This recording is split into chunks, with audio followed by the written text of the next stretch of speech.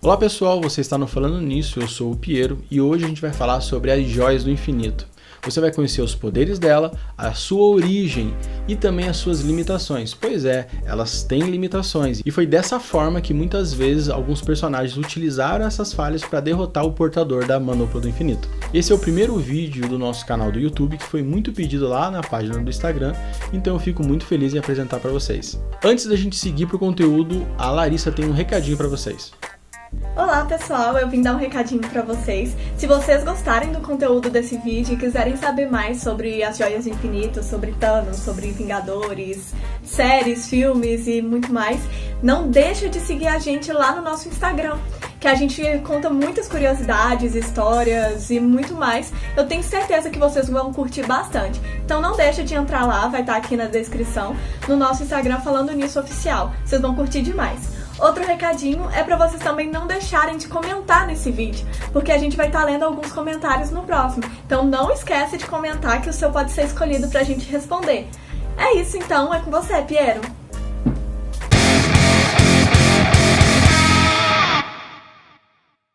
As joias do infinito são alguns dos artefatos mais poderosos do universo, porque elas fazem parte dele. Elas são o poder, a realidade, o espaço, a mente, o tempo e a alma. A joia do poder tem todo o poder que existiu, existe ou existirá.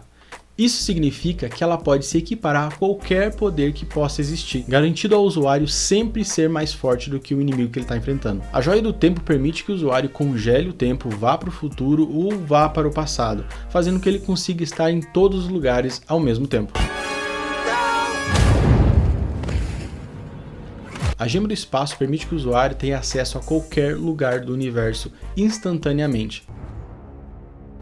A joia da mente permite que o usuário possa ler a mente de qualquer pessoa e influenciar essa mente, além de conceder a ele mais inteligência e percepção de tudo à sua volta. A joia da realidade é capaz de mudar as leis da física e alterar a realidade à sua volta. Ela é considerada uma das gemas mais difíceis de ser utilizada, pois ela consome muita energia e esforço do usuário, podendo até levar ele à morte. Vocês têm que entender que essas gemas da HQ, elas não têm o mesmo efeito das gemas dos filmes. As dos filmes, por exemplo, quando o usuário pega ela, se ele não for poderoso o suficiente, ele acaba morrendo. E as das HQs, muitos seres a utilizavam sem saber que ela era uma joia super poderosa. Às vezes, os portadores nem sabiam que era ela que dava esse poder a eles. Simplesmente eles achavam que por alguma razão eles eram especiais. A joia da alma permite ao usuário controlar qualquer tipo de vida, ela estando viva ou morta. Ele pode moldar ela da maneira que ele quiser. Inclusive, a joia da alma possui um universo dentro dela própria, que muitos personagens já viveram lá dentro. Inclusive, uma das grandes teorias é que todo mundo que morreu em Guerra Infinita está lá, nesse local. Como já foi dito aqui, nos filmes elas acabam matando o usuário se ele não tiver um poder, se ele não puder suportar o poder delas. Nas HQs isso não acontecia.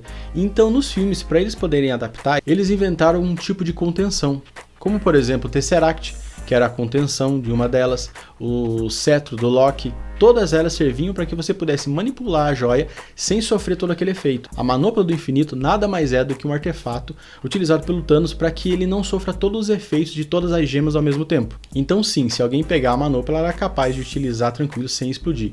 Exemplo é o Homem-Aranha, que estava quase tirando a manopla ali e ela não deu efeito nenhum nele.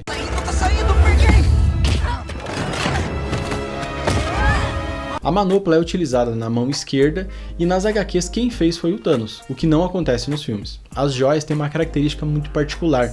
Quando elas estão separadas, elas têm um nível de poder, que é imenso. Exemplo, a joia do poder, que é capaz de destruir um planeta com um ataque. Mas quando elas se juntam, esse poder se multiplica.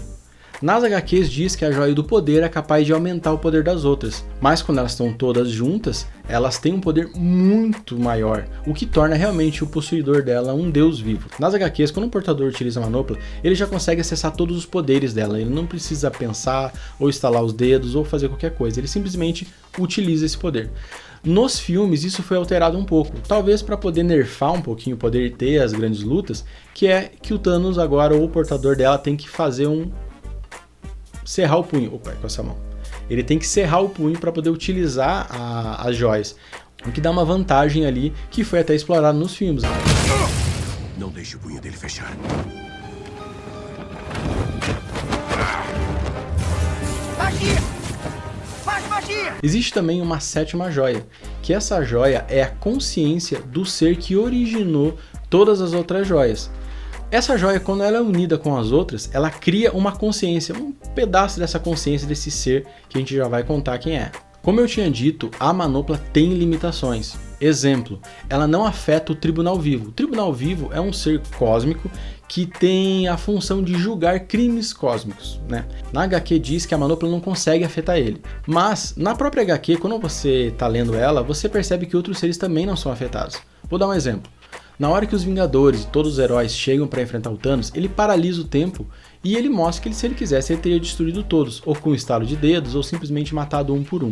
Mas quando Galactus e outros seres superpoderosos, como os Celestiais, por exemplo, chegam para enfrentar ele não consegue fazer isso. Ele luta com todas as forças, ele acaba vencendo, mas ele não simplesmente paralisa o tempo e destrói eles, ou afasta eles. Ele tem que lutar fisicamente. Mentalmente também, né? Mas ele tem que fazer um confronto direto com eles. Inclusive, quando a Eternidade chega para enfrentar ele também tem que enfrentá-la diretamente. Mostrando que seres muito poderosos, como os Celestiais, que já foram apresentados nos Guardiões da Galáxia, talvez não sejam imunes, mas são capazes de resistir à vontade do possuidor da manopla. Inteiras como trigo em um campo. Outra curiosidade muito importante, o que quebra muita teoria se for levado isso para os filmes, é que as gemas só funcionam no universo que elas foram criadas. Se elas forem para outro universo, elas não funcionam, elas não têm poder ali. No início de tudo, existia um único ser. Ele era imensamente poderoso e tinha dominado tudo que existia na realidade. O nome dele era Nemesis. Ele era muito solitário, então ele acaba criando vida. Só que a vida era bestial, então ele teve que sacrificar essa vida que ele tinha acabado de criar, entrando numa profunda depressão. Ele acaba se matando, mas como o ser era incrivelmente poderoso, os resquícios da vida dele acabaram se tornando as joias, que estão aí pelo universo desde então. Por isso algumas vezes elas já tinham aparecido nas HQs, mas não com esse conceito que elas faziam parte de uma coisa só.